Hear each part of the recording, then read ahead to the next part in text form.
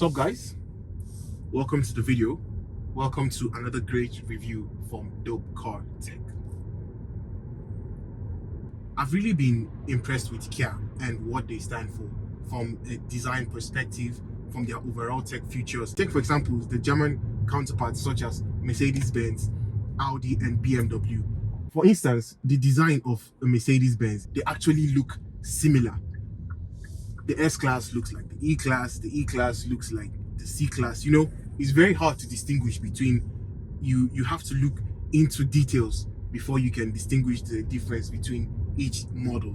But then it's a different situation for Kia because, like, take for example the EV6. The EV6 looks different from the Kia Sportage. Same thing with the Kia I have here today.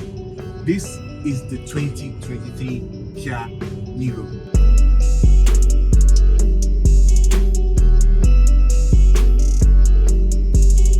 From a design standpoint, I love the boxy shape of this electric car. Okay, so this Kia Niro goes toe to toe with the ID3. I mean, the specifications and the price point, the battery capacity, and the electric motors, the power that this Kia Niro produces. What do you think about the Kia Niro and the ID3? Which one looks better? Leave in the comment box below. And if you haven't watched the video on the ID3, I'll leave a link in the description box below, so be sure to check that out. They're actually making a bold statement in their design, which is actually a good thing. I love the black roof bars up here and this black contrast material here. Another thing important on the side of this Kia Niro is the panel here on the side. This side panel here, there's a vent here, and according to Kia, say it improves efficiency and aerodynamics. There's actually a functional vent here which comes out through the back of this Kia Niro. The back of the Kia Niro EV is also not that bad. I particularly love the shape of this brake light, how it's angular, and then boot space is also adequate. You can also fold the seats down to create more boot space. Seating space in the back of this Kia Niro is fairly decent and adequate. I have decent knee room, and headroom is also good. It still has two USB Type-C charging ports, and then you have your own air vents for backseat occupants. I love the design of the front seat here, which is also good. Alright, so let's hop into the front of the Kia Niro. One good thing about the Kia Niro is the technology from the Kia EV6 has been carried down from the Kia EV6, the Kia Sportage, and now you have it in the Kia Niro, which is a really good thing. Yeah, because this interior is nice and compellingly good, which is a great thing to have, especially in a car at this price point. And then I love how sensibly laid out the controls are here. You still have some physical controls, which is actually a good thing. You have your button here, the EV button to start up the Kia Niro. And then the gear selector situation here, you twist to the left for reverse, you twist to the middle and you're in neutral, and you twist to the far right for drive, and then you press the P button for park. And then you have a normal USB connection here, USB Type-C, and then a 12-volt socket, which is fairly good. One thing about the Kia Niro that I observed is it doesn't have a wireless charging port like the Kia EV6. By the way, if you haven't watched the video on the Kia EV6 and the Kia Sportage, I'll leave a link in the description box below. Sitting space in the Kia Niro is good. I love that it's also practical. Yeah, the seats are not all that soft, but yeah, they are firm and supportive. I love the design of the headrest here, which is actually good. And then I love the way the dashboard actually swoops all the way to the driver's side. And this double 12-inch screen, which is actually good, which we'll see later in the video. So keep on watching. I love how substantial the air vents are in this Kia Niro. You still have some quality material in the Kia Niro. For practicality, you have two cup holders which you can just push to reveal them, and if you want more space, you can just push them away, which is good. The climate control situation in the Kia Niro is the same thing as that of the Kia EV6 and the Kia Sportage. It's either you love it or you hate it. This climate control panel here can actually double as your radio control, where you have to toggle a switch to switch to your radio control settings, or you toggle that switch to switch to your climate control situation. Yeah, while using the Kia EV6, it was a worrisome thing because you have to take off your eyes from the road to toggle that switch. But then after using the Kia Sportage and now using the Kia Niro, I finally become acclimatized and accustomed to toggling that switch. The learning curve to this Kia Niro is actually good. Speaking about learning curve, I love the screen to this Kia Niro. It's the same 13-inch screen, just like the Kia EV6. You know, fairly decent to control. I love all the controls here.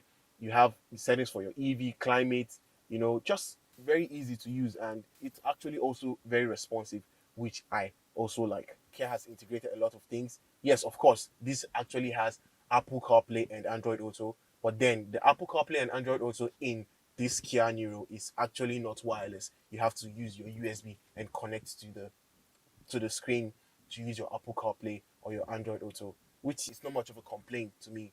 And then you have quiet mode. The quiet mode, just like that of the Kia EV6, it actually just reduces the volume for backseat occupants, just in case maybe you have kids in the backseat, and then it just plays only the volume for the front seat occupant, which is a good thing to have. I love how Kia actually thought about that feature. You know, a few things to note about: if you go into your media, you have where you can play sounds of nature, just like that of the Kia EV6. You have snowy village, you have lively forest, you have calm ocean wave, you have rainy day, you have open air cafe, you know, just to make the interior a nice place to be.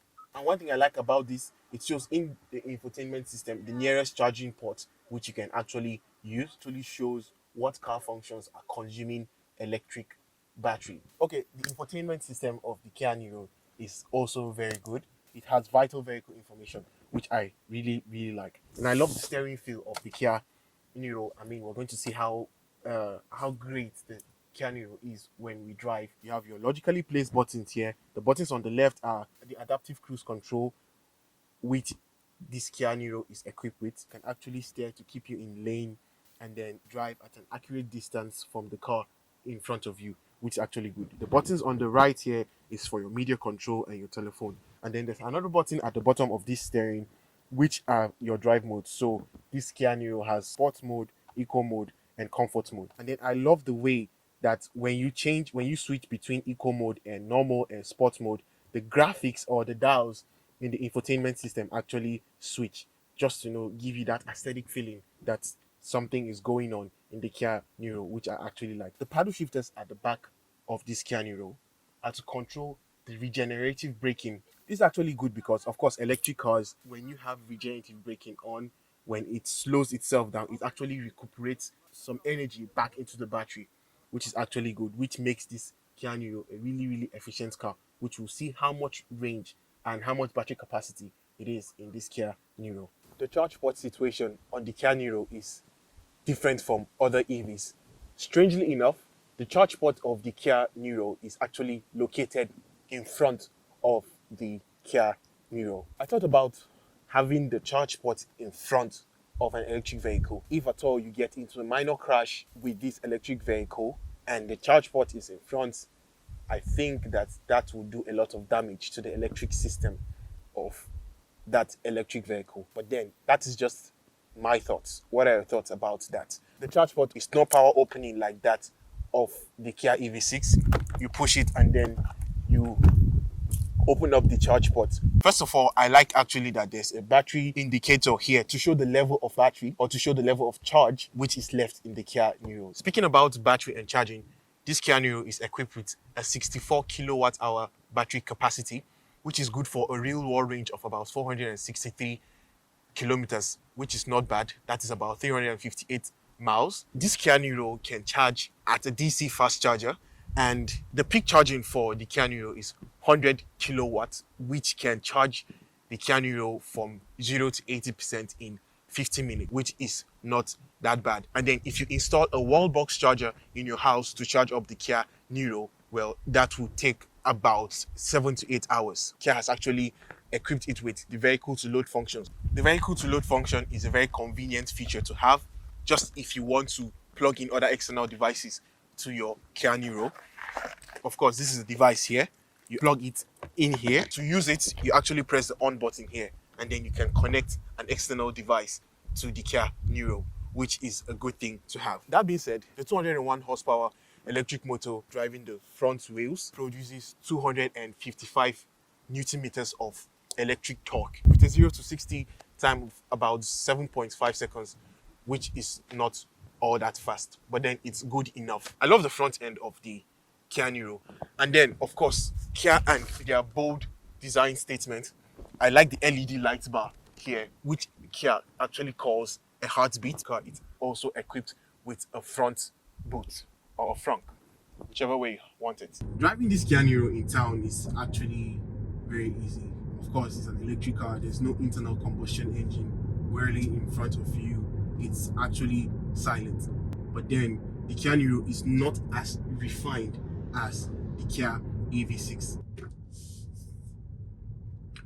And so the Kia Niro is actually a good car to live with. It's fairly comfortable. It's a decent electric car. It has quite a lot of range, about 465 kilometers of real world range, which is not that bad. It's a relatively small car with almost the same footprint as the Volkswagen ID3. I mean, over speed bumps, the Kia Niro is fairly comfortable. It's not that harsh. The ride is controlled, and it's not that uncomfortable, if I should say. It's not uncomfortable at all.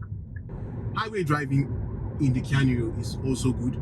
Of course, this Kia Niro is also equipped with the adaptive cruise control system. So driving on the highway, you can put on the adaptive system, and what this does is it can actually steer to keep you in lane, and it can actually keep your safe distance from the car in front of you, like in stop and go traffic. To put on the adaptive cruise control of the Kia Niro, same thing. You press in the button when it recognizes the lane, and then you put on the cruise control, and then this adaptive cruise control can actually allow the Kia Niro to drive itself while you monitor the system, of course. And this system is actually good. I mean, it really centers the car really well on the lane. I mean, you can see the steering wheel is just doing everything on its own, which is a good thing to have. It's a really good thing to have. Makes highway driving in the Kia Niro really, really easy. Shout out to Kia of Hampstead for this Kia Niro.